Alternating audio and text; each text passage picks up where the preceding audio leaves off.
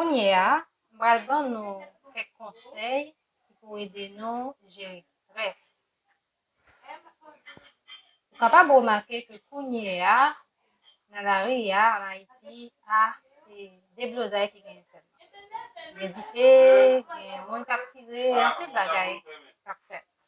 Sou prete atasyon bagay sa yo, y a fasil pou stresse an pil, risque pou tombe nan depresyon.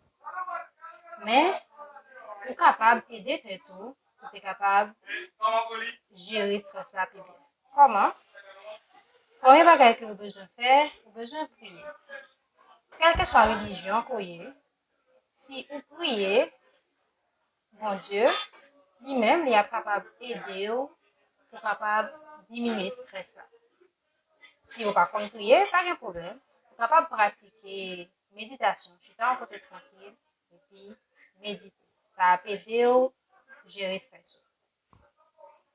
Deuxième bagay ko ka fè, ou kapab suspend koute radio avec télévision.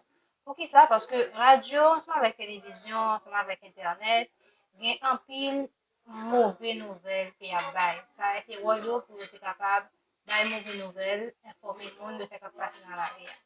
So, après attention sur ça, reste à submerger facilement.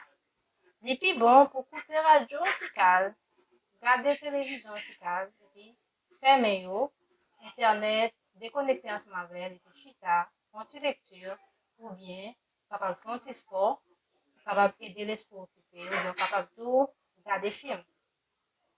Ça, y a plus bon. Troisième bagay qu'on ka fait, ou capable de parler ensemble avec amis, avec famille, dire ce qu'on pense. Si ou chita la caillou, tout rase, ou pas faire rien, ou pas de monde pour parler, y a facile pour rester submergé. Puis bon, bagay là, c'est relayer aux amis par vidéocam ou bien par appel conférence, capable d'aider, chita ensemble avec, parler, discuter, ça. La bon conseil ou pas le conseil, c'est ça la plus. Quatrième bagay qu'on doit faire, ou besoin d'être positif. Penser négatif, yo vraiment pas bon, yo pas aider.